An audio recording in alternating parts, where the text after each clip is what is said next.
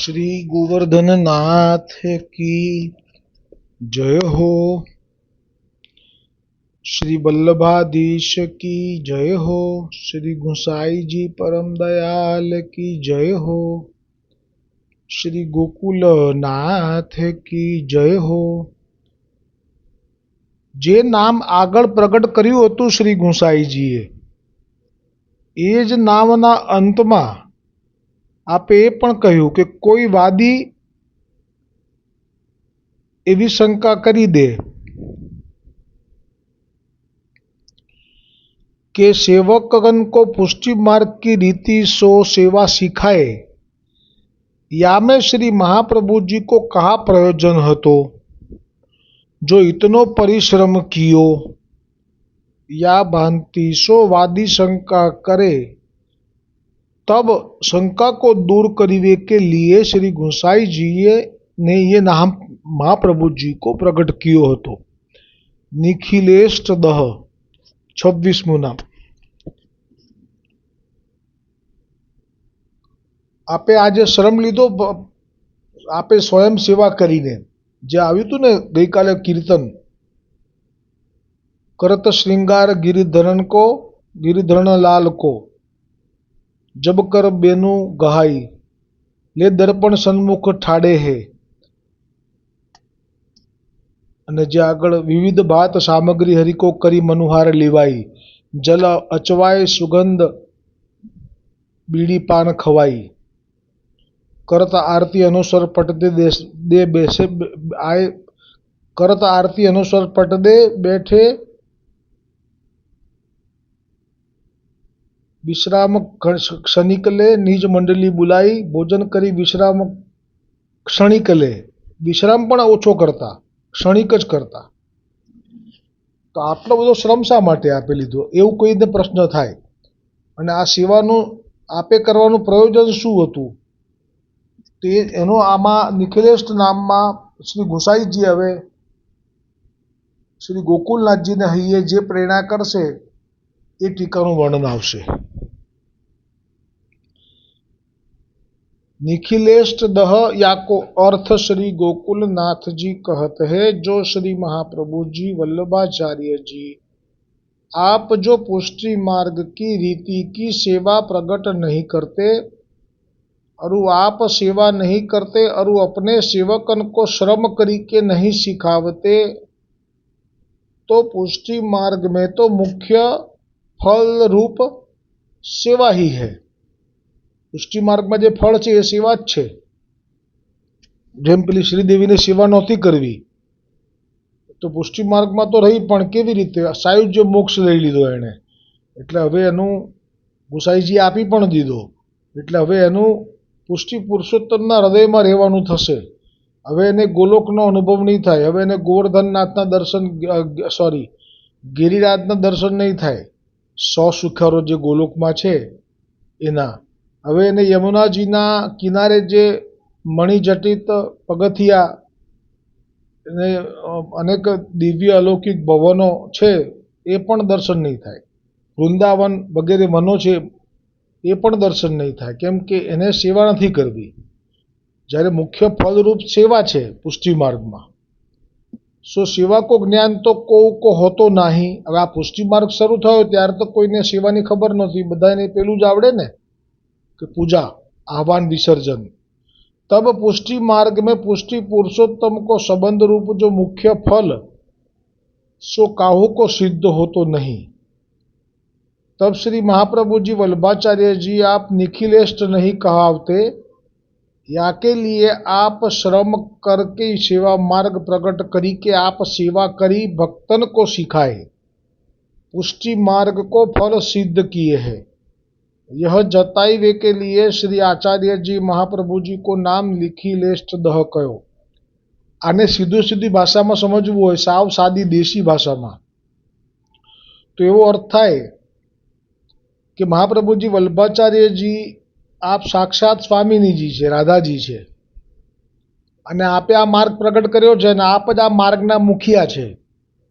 अने आपे ज कहेलुं हतुं के आमां हूँ क्यारे कोईने पण अधिकार नहीं आपू आचार्य पदनो, કેમ કે આમાં ઠાકોરજીના સુખનો સવાલ છે. એટલે અત્યાર સુધીના સમયમાં હજારો વર્ષો વીતી જવાના સમયમાં પણ દૈવી જીવો માટે બીજા આચાર્યો જે પ્રગટ થયા એમનો પણ આવો અધિકાર નહોતો કે ગોલોકના જીવોને પણ એ ગોલોકમાં પ્રાપ્તિ કરાવી શકે, કેમ કે અધિકાર અબાધિત છે સ્વામિનીજીનો. અને સ્વામિનીજી નથી આપતા કોઈને એનું કારણ કંઈ બીજું નથી કે મોનોપોલી જેવું નથી, પણ એમનો પ્રેમ એટલો બધો છે ગોવર્ધનનાથજી એટલે કે પૂર્ણ પુરુષોત્તમ શ્રી કૃષ્ણચંદ્રના પ્રત્યેનો સ્વામિનીજીનો જે પ્રેમ છે એટલો બધો છે કે આપ ઠાકોરજીને જો કોઈ શ્રમ આપે તો એ આપને એનાથી અધિક શ્રમ પડે છે. એટલે જ ઠાકોરજીને શ્રમ ના પડે તો એના માટે આપે જ શ્રમ લેવો પડે, એટલે આ શ્રમ લીધો છે. આ જે સેવાનો પ્રકાર આપે સેવા કરીને શીખવી છે એનો મૂળ હેતુ, એનો મૂળ ભાવ આ જ છે. એટલે આપનું નામ નિખિલેષ્ટ દહ એવું શ્રી ગુસાઈજીએ પ્રગટ કર્યું છે. सब भाव को दान तो तब होय जब श्री पूर्ण पुरुषोत्तम में जितने लक्षण है तितने लक्षण श्री महाप्रभु जी में होय, तब सर्व भावना को दान होय. या प्रकार सो कोई शंका करे तो शंका दूर करीने के लिए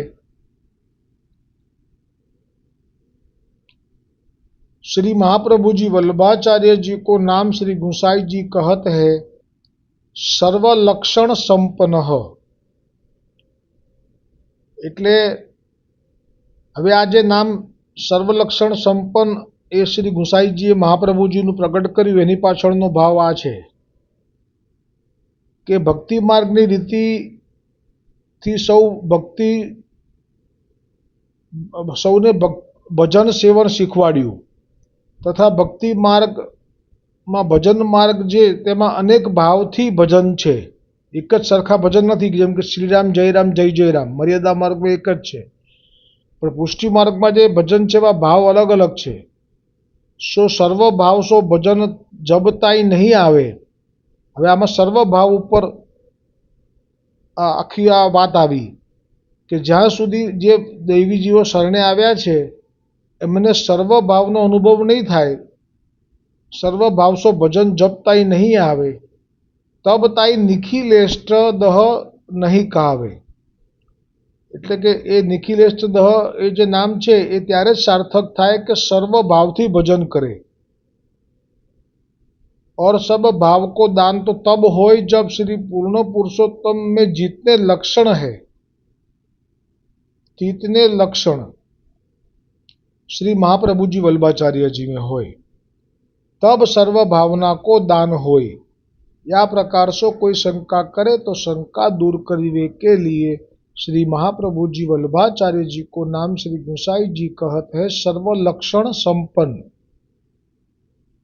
આ નામ ઉપર શ્રી ગોકુલનાથજીની ટીકા આવતીકાલે આવશે, પણ અત્યારે નિખિલેષ્ટ દહ જે છે એનો અર્થ બી આમાં મને પ્રાપ્ત થયો કે નિખિલેષ્ટ દહનો અર્થ બ્રહ્માંડના ભગવાન એવો થાય છે અથવા વિશ્વના સ્વામી. તમે પણ ગૂગલ પર સર્ચ કરી શકો છો, બ્રહ્માંડના ભગવાન અથવા વિશ્વના સ્વામી અથવા સંસારના સ્વામી અથવા સંપૂર્ણ, આટલા પ્રકારે અર્થ થાય છે.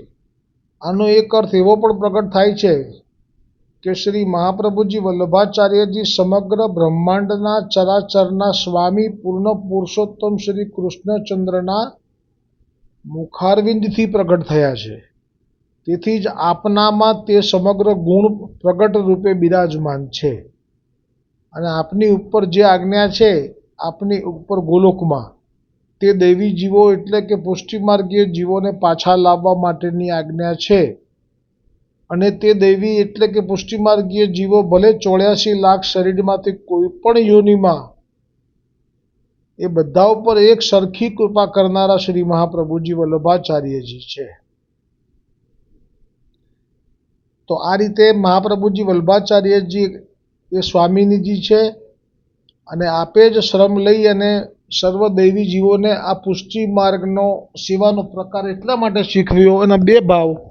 એક તો આ માર્ગનો સેવાનો પ્રકાર કોઈ પુરાણમાં છે નહીં અને ક્યારે પણ પુરાણમાં રહેવા દેવાય નહીં, કારણ કે આ પ્રિયતમ માટેનો, પતિ માટેનો ભાવ છે.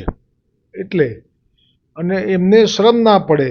આ વૈષ્ણવો જે પડ્યા છે બધા ભૂતલમાંથી, ગોલોકમાંથી, એ ફરી હવે ગોલોક જ જવાના છે. હવે ત્યાં એમને સેવા જ કરવાની છે ગોવર્ધનનાથજીની. તે સેવામાં અહીંયાથી જ આ મહાપ્રભુજીથી શીખી લે, પછી એ સરળતાથી કરી શકે અને પ્રભુને શ્રમ ના પડે. બસ આ જ ભાવ સાથે આજનું આ નામનું વર્ણન પૂરું થયું. આવતીકાલે સર્વલક્ષણ સંપન્ન એ નામ ઉપર ગોકુલનાથજી રચિત ટીકા આવશે. બોલો શ્રી વલ્લભા ગોવર્ધનનાથ કી જય, વલ્લભાધીશ કી જય, શ્રી ગુસાઈજી પરમ દયાલ કી જય, શ્રી ગોકુલનાથ કી જય હો. સર્વ વૈષ્ણવોને હોલી ઉત્સવની ખૂબ ખૂબ બધાઈ.